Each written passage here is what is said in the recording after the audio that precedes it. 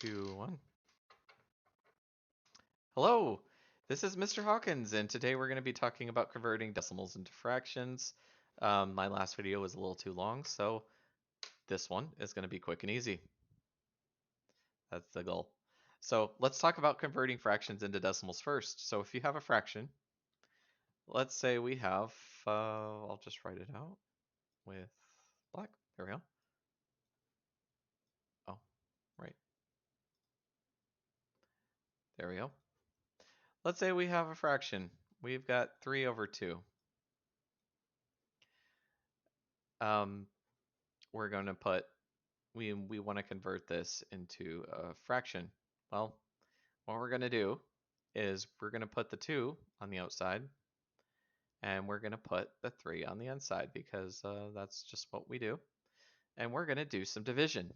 So how many times does 2 go into 3 is the first thing we're going to ask ourselves. Well, it goes into there once. So 1 is going to be on top. And then we're going to subtract. And then add a 0. And then we keep on going because there's still numbers here.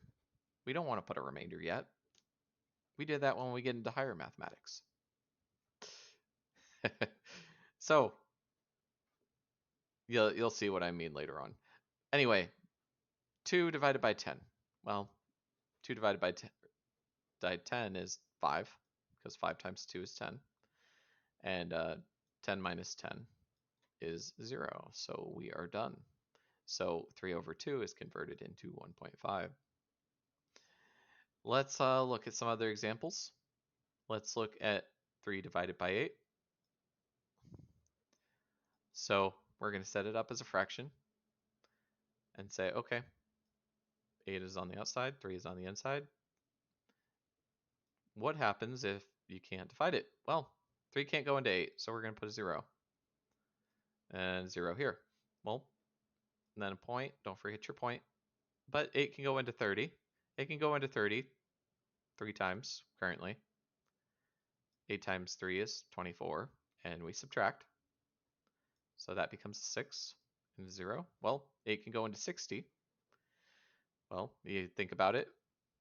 8 times 8 is 64, so it must be 7, because that's too much. 7, perfect. So 8 times 7 is 54.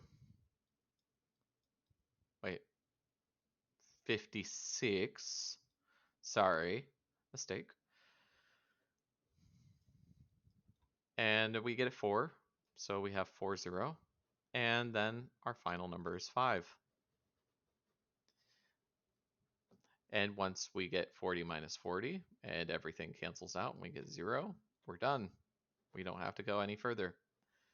So we just converted this into a decimal. Perfect. Let's talk really quick about converting decimals into fractions. So if you have a decimal 275, sure, let's do that. All you have to do is look at the last number and think about the place value it's in. So this thing. What place value is that 5? Well, we have tens, hundreds, and thousands. So it's in the thousands place. So that's the number we're going to put as the denominator. So 275 over 1000. Two options you can go here.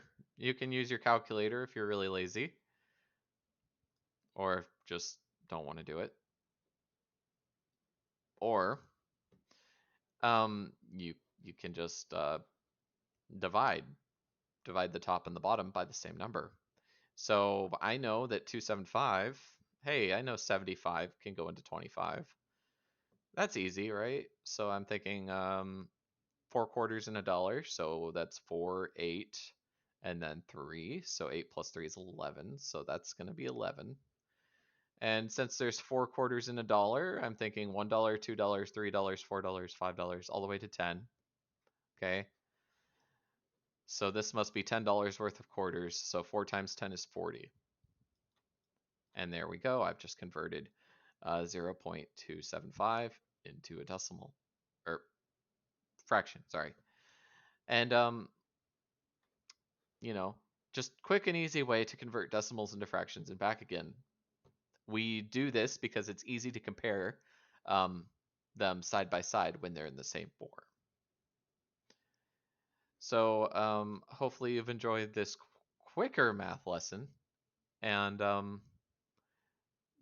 there'll be more to come in the future. So bye.